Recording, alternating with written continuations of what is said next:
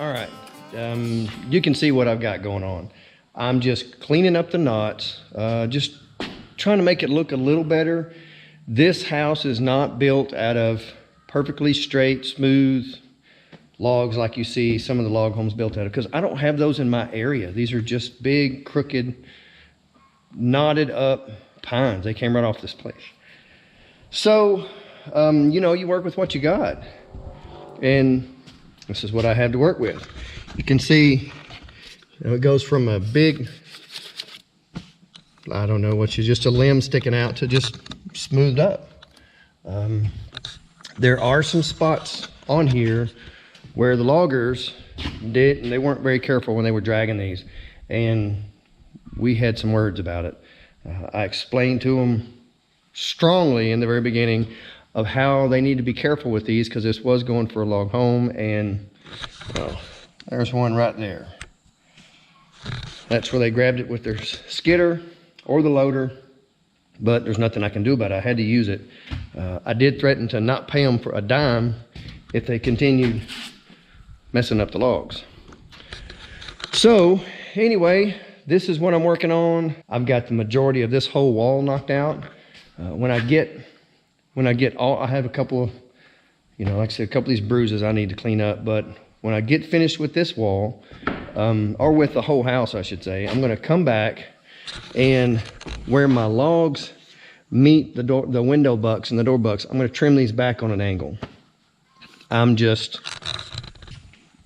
one thing at a time. I'm gonna get the knots taken care of, get that done, and then it's gonna be time to soft wash, get rid of all this gray and bring the color back.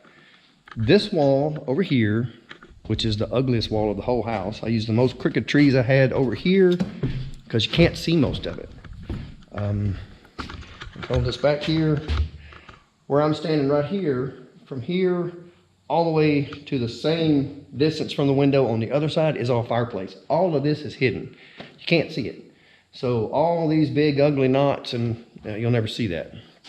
It's hidden behind the fireplace structure, which is going to be a fireplace insert, but it is 11 feet wide, the whole thing, not the part that I'm burning in. But I don't have that much to do over there, from the corner to the window, and over about 2.5 feet from the window on each side, and that whole wall's done. So it's not going to take me but a couple of days to really do this whole house. And then it's time to start trimming around the door and window bucks, and then soft wash. Hopefully I can close this thing in a little bit.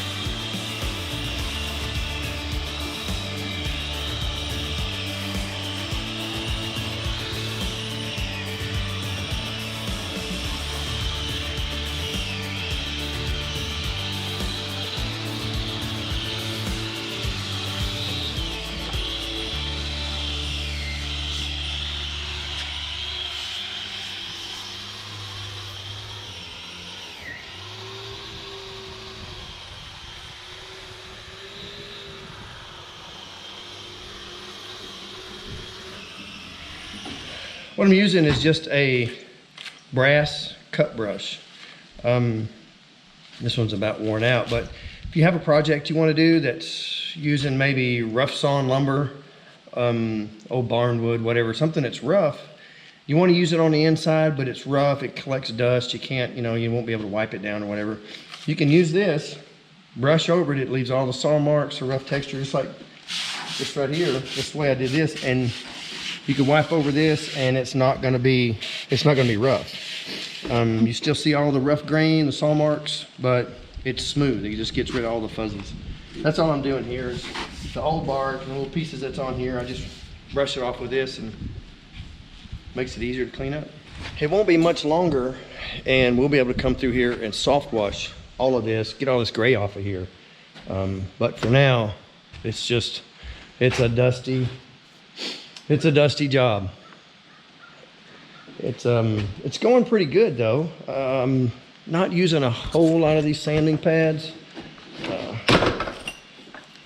It's just the little flat wheels, little 4.5 inch, cheap little flat wheels. They last a while. They get resin from the knots and stuff on them, so you have to kind of take them out, get on a piece of metal and clean them a little bit, and they go right back to work. But all in all, it's working pretty fast. So that's it. I'm gonna clean up a little bit. We need to go start taking apart Wanda's pen.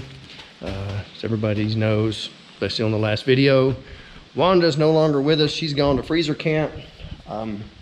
So we need to take her pen apart. We have other plans for that area. We're gonna clean up all the little scrub brush and the bushes and all that mess, and probably end up putting a greenhouse over there. But for right now, we need to get it all cleaned up. So that's it. I'm gonna head out there and start working on Wanda's pen and see if we can get this done today. All right, just wanna go over something for a second. The reason there's no window over here in the kitchen. I knew I was gonna catch a bunch of grief over not putting in a kitchen window. There's gonna be a 4-foot wide stove over here, a lot of stonework, and if you looked out here, if I put a window here, you couldn't see anything but a porch. There's gonna be a big swing bed over here, so the only thing you could see would be somebody if they're sitting in a swing. You can't see anything. The way this is laid out, it's just not there. Plus, I have a 8-foot wide opening here.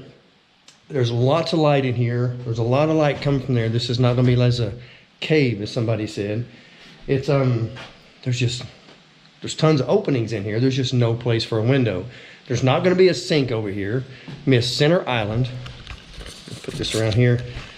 There's gonna be a 7-foot long center island right here with the sink in it. So you're not gonna have a sink over, a window over a sink anyway, because there's no sink against the wall. So the way it's laid out, it doesn't make any sense. I know someone said that I wasted a bunch of space putting the hallway in, but when the house is finished, this hallway is gonna go into another part of the house. So there's gonna be more house there. So I had to have a hallway. So it's not wasted space. I just wanted to clear that up before we go work on Wanda's pen. Why there's no window above a sink in the kitchen.